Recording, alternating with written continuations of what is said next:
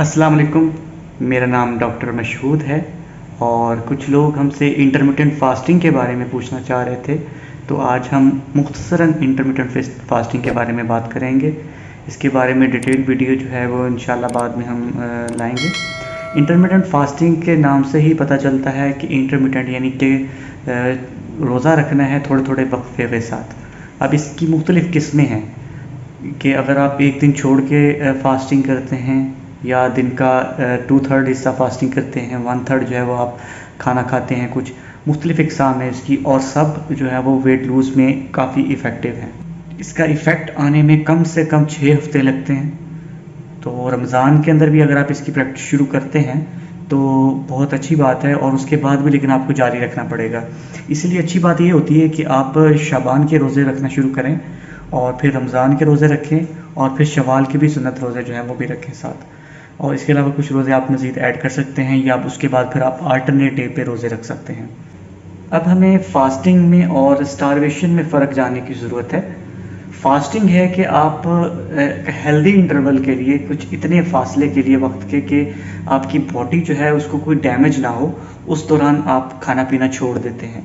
उससे क्या होता है कि जब आप एक लिमिटेड टाइम के लिए खाना पीना छोड़ देते हैं तो आपका जो जिगर है वो आपकी बॉडी के अंदर जो स्टोर्ड फैट है या फिर कोई भी कम्प्लेक्स कार्बोहाइड्रेट ग्लाइकोजन स्टोर हैं जो उनको यूज़ करके ग्लूकोज में कन्वर्ट करता है, और ये बॉडी की एक एक्सरसाइज भी इससे हो जाती है और इससे जो फैट है उसका भी ब्रेक डाउन होता है।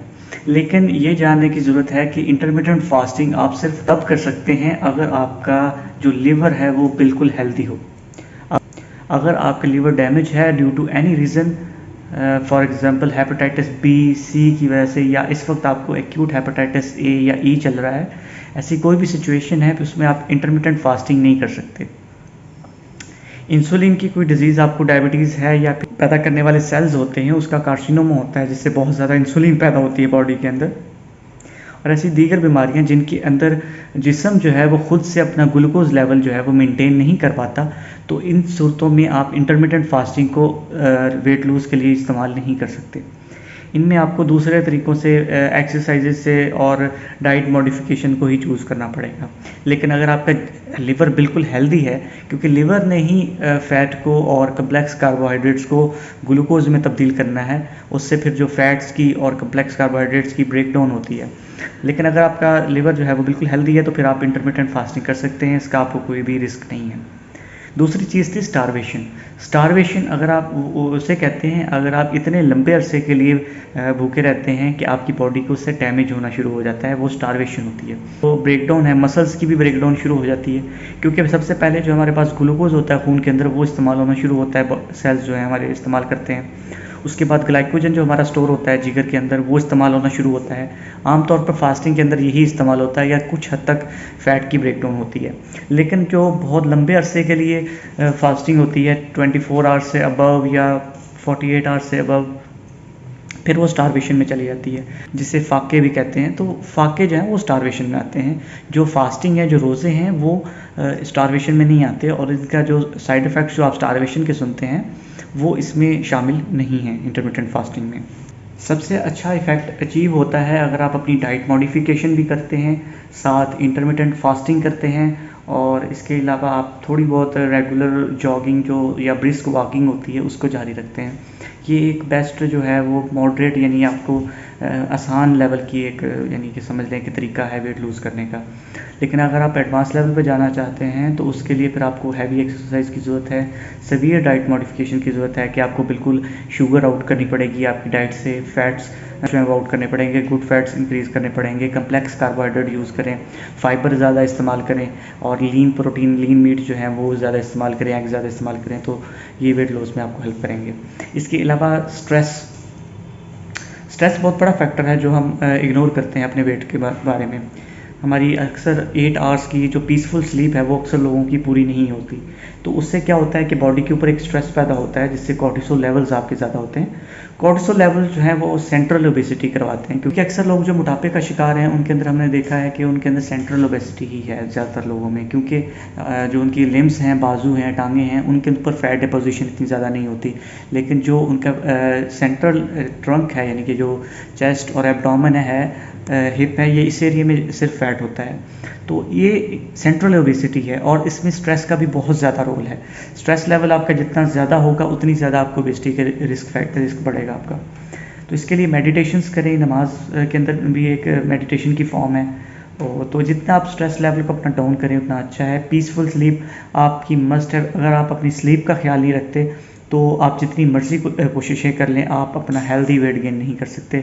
जो आपने हेल्दी वेट अचीव करना है वो आप नहीं कर सकते। आपका बॉडी फैट जो है वो इंक्रीज़ ही रहेगा।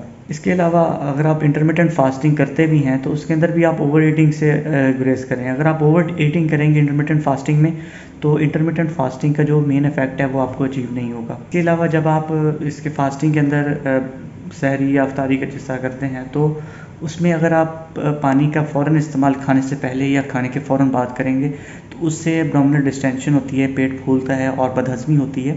तो मैदे की जो कैपेसिटी है वो बढ़ती जाती है। उससे फिर आपकी भूख जो है आगे से वो ज़्यादा से ज़्यादा होती जाती है और आपका वेट गेन होना शुरू हो जाता है।